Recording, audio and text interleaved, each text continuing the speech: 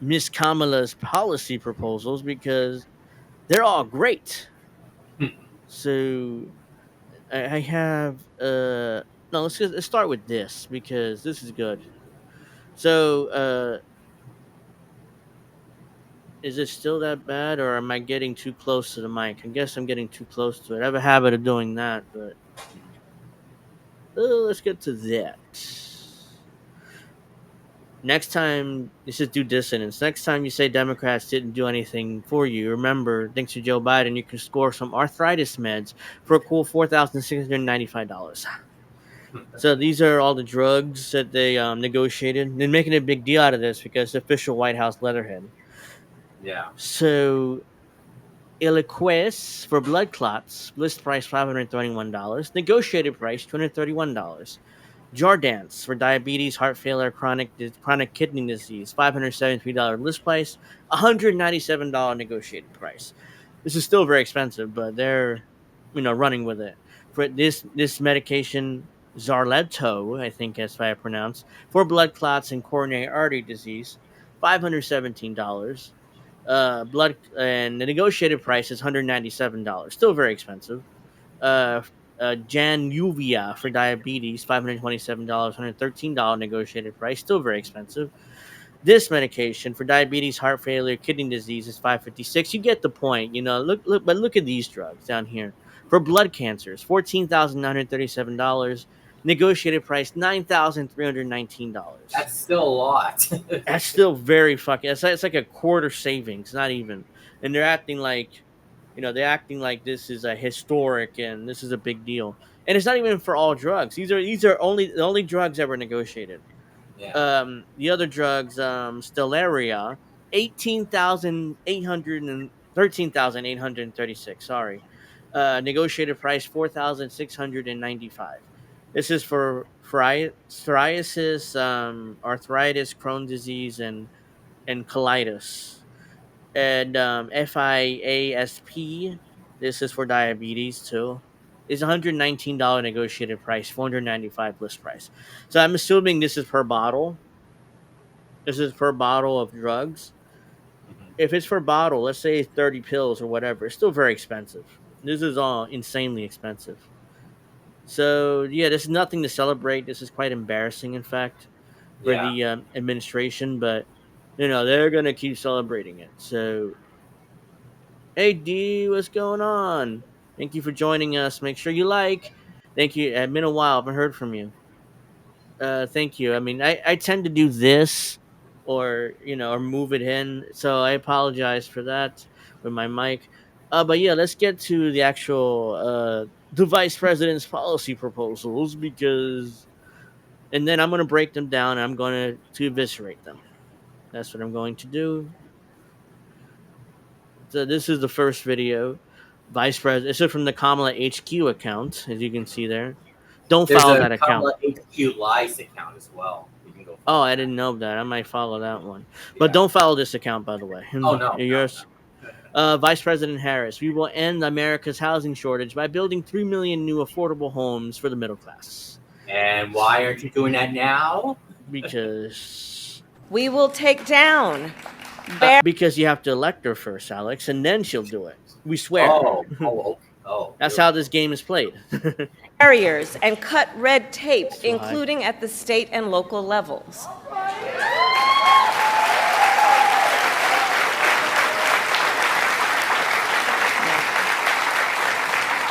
And by the end of my first term, we will end America's housing shortage by building 3 million new homes and rentals for the middle class. So 3 million new homes and rentals. That's what she's promising by the end of her first term. Except that there's all the there as soon as you try to build a house or whatever it is, there's all this red tape. You have to get permits. You have to do this. You have to buy the land. You have to go through. You have to pay money and all this other stuff. So, and there's no. I guarantee you, not even a quarter of those houses get built when she's elected. And then even then, they'll be bought up by the massive landlords, and they'll be rented out through Airbnb, and it'll cost you thousands of dollars a week. So it's not going to change anything. that together. We will do that together. And we will make sure I like those this. homes. What my buddy D said. I got a feeling Kamala will win, go to war, and if you call her out, it'll be Obama 2.0. You're racist. I really got a sense this would happen. Hopefully not, but it's very possible that it could happen. Do you still believe that map that you did last week? Do you still believe that will be the results for the election? As of now, yes. I mean, I'm putting Trump to win because the electoral college is against the Democrats. But if the media keeps pushing Kamala, and if she does well in their debate in September and not fall flat on her face, then it's a really good chance that she could win this election, because then the media can justify their pushing of her. You see, she did so well against Trump, so yeah. No matter what, they're gonna say she won the debate. No matter what, as long as she doesn't fall flat on her face and embarrass herself, as long as she does okay, they'll say that she crushed Trump in the debate. Yeah. And the same thing with the BP debate in October. They'll say Tim Walz won that debate over and over again because he's not going to fall flat on his face. Tim Walz a lot of things, but he's a solid politician. I mean, he's well spoken. He has some charisma. Kamala has none, but he has some charisma. He's a good politician. He's well spoken, so he's not going to fall flat on his face. And since that's the case, he'll win that debate, no matter how idiot, no matter what he says, he has to just come across well, which he will. But I'm questioning Kamala. I still think she's gonna fall flat on her face, especially when Trump points out her horrible history as a DA and as Attorney General in California. So, and especially calling her border czar. So she's probably not going to do well when she gets called out like that, because she's not going to be scripted either. Remember, because in this speech she did come off well, but to be fair, she was scripted. She had her teleprompter, she knew what she was going to say. She had her talking points. So she came across as well. As soon as she gets off of that and she has to talk off the cuff like I do, all of a sudden she just says word salads. Yeah. So let's see what she says here. Actually go to working and middle class Americans, not just investors. It'll go to investors. There's no way that Kamala Harris is going to fight to make sure that these homes actually go to Americans, that are homeless or struggling to buy a house. No. They're going to go to investors, no matter what she says. Because some corporate landlords, some of them, buy dozens, if not hundreds of houses and apartments. Then they turn them around and rent them out at extremely high prices. And it can make it impossible then for regular people to be able to buy or even rent a home. Some corporate landlords collude with each other to set artificially high rental prices. I think I'm either may have covered this or didn't cover it, and I meant to cover it. But there's an AI. There's a company that created an AI. I forget what it's called right now, but landlords hire this company and use their AI in order to calculate their rents every year, which is why we see an insanely high rent going up insanely high every year. I saw this apartment building go from $1,000 a month to like $5,000 a month, like in 1 year, and in no justification for it. It's just AI that is telling landlords how much to raise rents by. And the landlords have to do it because apparently they're contractually obligated to do so with this company. So, and I'm assuming this company takes a share. They take a portion of the rent and put it in their pockets, and that's how they make their money. I forget what the company's called right now. They will sue because right now I think the Department of Justice is suing this company right now, which is surprising, but they're actually suing this company over this. Again, I meant to cover it or I did cover it. I don't remember the company's name. I don't know yet, but I have to think about it. Often using algorithms in price fixing software She just to said do it. it. It's anti-competitive and it drives up costs. I will fight for a law that cracks down on these practices. No, she won't. No, she won't. If she does, it'll be watered down as hell. They'll pass something which is watered down, which you can drive a Mack truck through the loopholes. So, so that's her first policy. Let's see. Oh, this is the big one: the price gouging on food. I'm definitely going to break this down and eviscerate it, but afterwards. As president, I will go after the bad actors.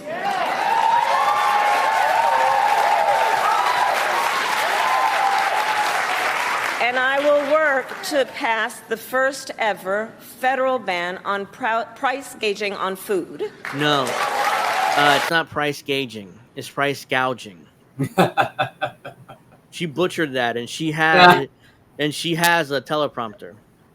Oh It's not man. price gauging. It's price gouging. Yeah.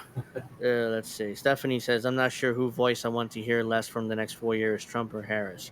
At least they hid Biden. We don't have to hear him much." Yeah, man. I fucking loathe election years. I do too. But they're fun to cover at the same time because I get to make fun of these politicians. But yeah, by the way, Kamala, it's not price gauging. Let's Price gauging on no, food. it's price gouging. Let's just get that out of the way. She butchered that.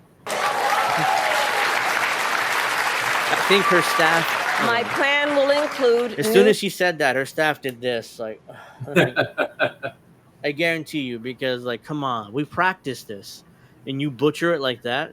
It took her a month to come out with a policy agenda. A month after she entered the race, so they Mhm. had plenty of time to craft and to practice this speech over and over again. And she screws it up. new penalties for opportunistic companies that exploit crises and break the rules. And we will support smaller food businesses that are trying to play by the rules and get ahead.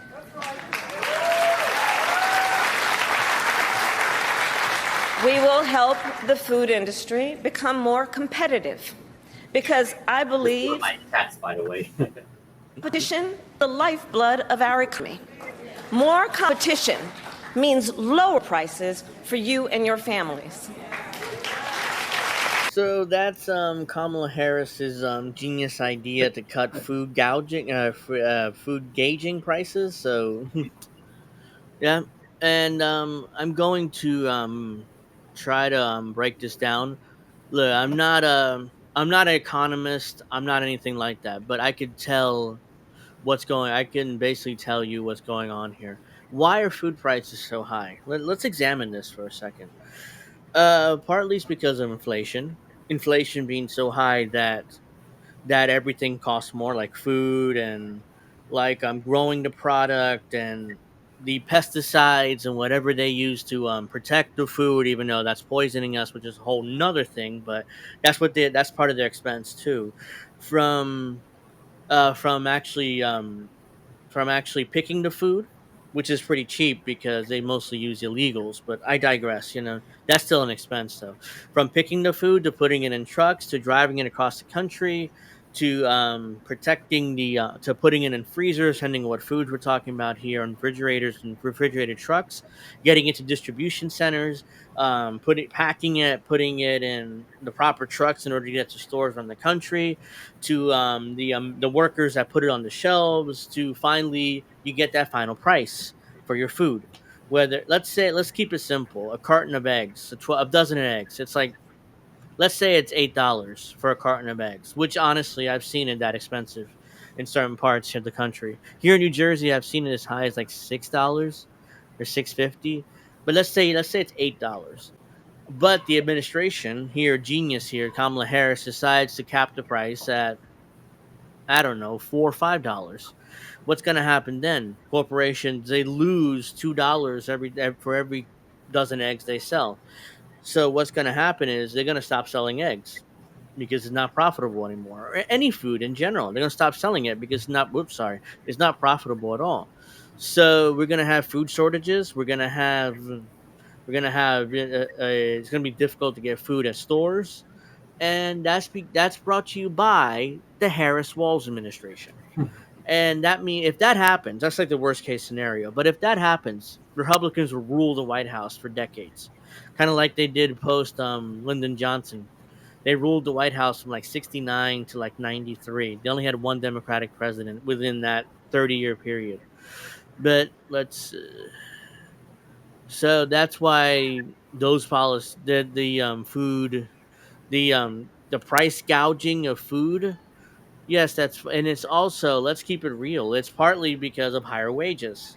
And again, I'm not saying higher wages are bad. higher wages are great. I mean, we all enjoy higher wages. Yeah. It's just that that's labor cost. And for corporations, what are they going to do? They're going to pass that on to the consumer. Like a lot of cities and states in this country are voting for higher minimum wages through ballot initiatives. That's great. We all deserve higher wages, but these corporations, they're going to naturally pass the cost on to their consumers. They're going to put that cost onto them, so that means our products are going to cost more, especially food, even electronics and everything like that. But we're discussing food in this case, so our prices are going to go up. So there's also supply chain issues, which is a whole other thing from COVID because the liberals insisted on shutdowns, and which caused supply chain issues, which has also caused inflation. So it isn't as simple as saying food prices are too high, it's corporations' fault. So let's put price controls in order to make the prices lower. I wish it was that simple, because if it was that simple, we just do it and we can all save money. But I digress. I don't know what you think about that, but I agree. uh, all right. So let's see. Abby says they're clapping for shit, and she should have. She's supposed to have had been already been doing. Oh, that's a Exactly. great point. She's the VP. She's a part of the administration. Why is she not doing this now? Why is she not doing some of this now, as Alex said and as the chat said? Because she's like, well, I can't do it now. I'm the VP, so you have to elect me. You have to make me president, and then I'll do one or two of these things, but very watered down with a million loopholes. That way, nothing changes, And but then my donors Cowboys get be too, the happy. Vanguard, TYT, all those people, they'll suck it. They'll all gobble it up, and Yes, they're say, all falling for this shit. At this moment, when everyday prices are too high, he will make them even higher. Harris talks about Trump's raising taxes on basic necessities. Mhm. He's referring to tariffs, by the way, because Trump wants to institute more tariffs or to do more protectionism, which is supposed to be a democratic policy. Whoops. I actually have to share my screen first. Very genius, Cynthia. You didn't bother sharing your screen. There you go. But yeah, what she's talking about is Trump's wanting to do tariffs, which is a protectionist policy, which is something allegedly Democrats are in favor of. But yeah, let's see what she has to say. What Donald Trump plans to do. He wants to impose what is, in effect, a national sales tax on everyday products and basic Has necessities. Trump talked about a national sales tax? Unless I missed it, I don't think he I don't has. know. Chad, Well, did I miss that? he might be referring to that when he gave that speech yesterday with all the food stuff on the table. You know what I'm talking about, right? It could be, but I assume she was talking about tariffs. I didn't know she was talking about a national sales tax because some Republicans have proposed this. But as far as I know, Trump never did, or hasn't at least, unless I missed it. It's possible. So if someone in the chat can say yes that he's definitely proposed this, then okay. But as far as I know, he hasn't proposed this, and this isn't true. Necessities that we import from other countries. That will devastate Americans. It will mean higher prices on just about every one of your daily needs. A Trump tax on gas, a Trump tax on food, a Trump tax on clothing, a Trump tax on over-the-counter medication. And economists have done the math. Donald Trump's plan would cost a typical family $3,900 a year. Okay, that's where she got that number from because they tweeted out this number that Trump's policies would cost Americans $3,900 a year. Like, where'd you get this number from? It's like Yeah. these alleged economists say that it'll cost families $3,900 a year for Trump's tariffs, which is what she's referring to. She's referring to tariffs in this part of her speech there Yeah. because they're trying to do protectionist policies, which means that, and to this day, we still do it. Like the wheels, American made wheels are cheaper than foreign made wheels because of a tariff that Lyndon Baines Johnson put in for the United Auto Workers in order to get their support for the Civil Rights Act.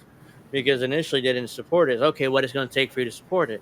Oh, put in a tariff for foreign made wheels and foreign made. That way, we it'll save our jobs. Like, okay, so it's been on ever since. So tariffs has always been a part of our protectionism. Has always been a part of our history. And Kamala Harris is like acting like, oh no, that's horrible because it'll cost you more. Yes, it'll cost us more because Americans will make it, and Americans make it, or the wages are higher, and the wages are higher. It's going to cost. They're going to pass that cost to us, makes it higher. So, but I digress, But it just makes me like they're so disingenuous about this. At this moment, when everyday prices are too high, he will make them even higher. So, what Democrats, liberals, and Kamala Harris is telling us is we have to keep making our stuff in Asia and taking advantage of sweatshops in order to keep our prices low. That's Oh what my. she's saying. So, And these so not, liberals here so not don't. America first. No, it's if you want to save money, then we have to employ these brown Asians in Asia in order to and not even employ them. Really, it's just sweatshops, and they make like 2 cents an hour or something in order to keep our prices low. That's what she's saying there.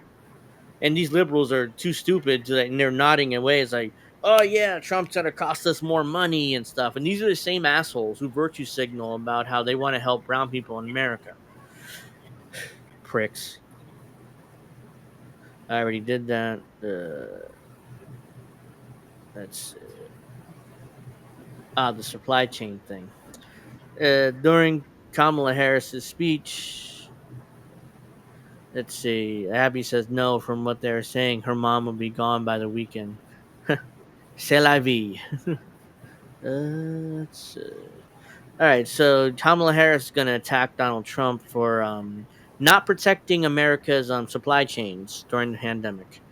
This is very disingenuous, and I will explain why after we see the clip. I already explained it on X, but I'll explain it here again. We all know This is that prices went up during the pandemic when the supply chains shut down and failed. But our supply chains have now improved, and prices are still too high.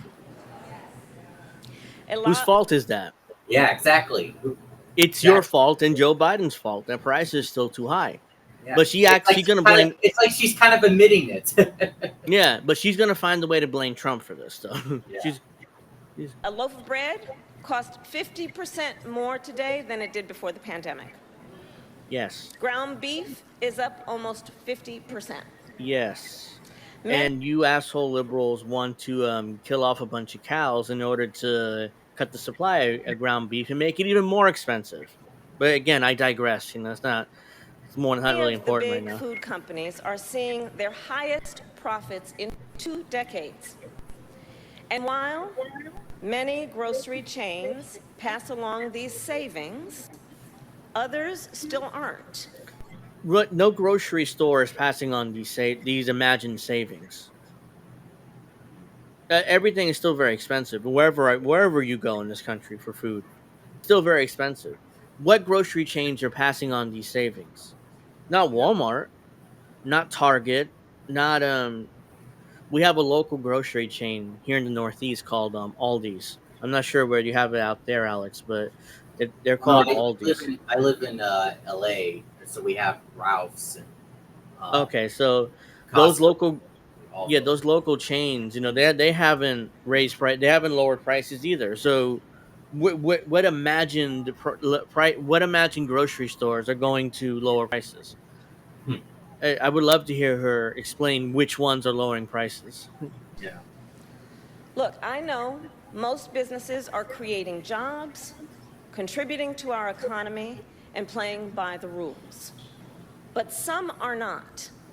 And that's just not right. And we need to take action when that is the case. At, But we're not Yes, going to do it. no, they ain't gonna do anything. But she says, this is Kamala Wynn's account. Vice President Kamala Harris just demolished Donald Trump for failing to protect our supply chains. All right, let me explain something how stupid this is. Because let's keep it real.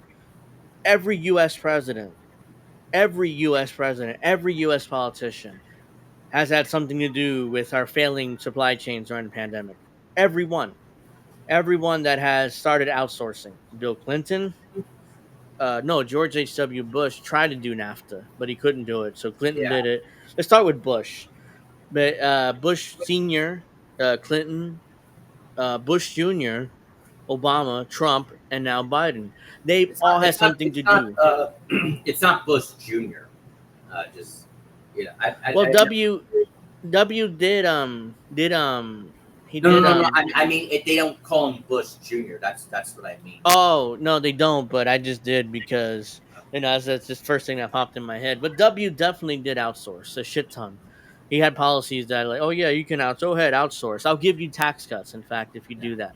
But yeah, every U.S. president, and every U.S. politician has something to do with the outsourcing of jobs and outsourcing of a lot of our supply chains to China and Asia and some in Africa and some in Central and South America. So what happens during the pandemic? Everything shuts down, and our supply chain is ruined. And I remember the pandemic. We can barely get toilet paper. yeah. Shit, I mean, I was grabbing like 4 or 5 toilet paper things. I need it. I'm not gonna. I need it. And we also had a hard time getting disinfectants and alcohol and everything that we needed. I'm talking about rubbing alcohol, not drinking alcohol, because that was always available. I mean, there were no supply chain issues there, but for the stuff that we really need, there were supply chain issues. And whose fault is that? That's not just Trump's fault. She finds a way to blame Trump for it, but Yeah, that's not Trump's fault. It is Trump's fault, but it's not just his fault. That's what I'm trying to say. And Kamala disingenuously just blames Trump for this. And she admits that, oh, yeah, well, prices are still up. She doesn't, exactly. prices are still up, guys, even Yeah, though after the pandemic's over. yeah. I mean, But you had prices are 4 up. years to do it. So who's president right now? He's like she's throwing Joe Biden under the bus. It's Yeah. like, well, I had nothing to do with that. I'm just a VP, even though she's running as the incumbent because she has the vice president's podium and stuff. So that means she's kind of saying Tim Walz being VP is not going to matter either. No, Aldi is a German grocery chain operating in the U.S. Yeah, they're here mostly in the Northeast. I know because I do go to Aldi's for a lot of my grocery shopping. Mostly in the Northeast. Okay, let me show you this. This is but in Kamala Harris. This is the next thing I wanted to talk about. Yeah. So Kamala Harris promises every new homeowner, every first time homeowner in the United States will get $25,000 for a down payment for their homes. However, of course, there's issues with that, but there is a catch. According to this account, who's a liberal account, Yeah. but it says only because JD Vance says Kamala Harris wants to give $25,000 to legal aliens to buy American homes. This will only further exacerbate the housing shortage in our country. It's a disgrace. She claims this is a lie.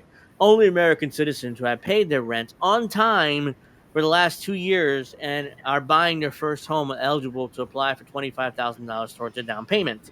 So, in other words, only American citizens that have paid their rent on time for the last 2 years, like, who does that? If you don't own your house, you're gonna have a hard time paying Especially, we just discussed that rents are sky high now.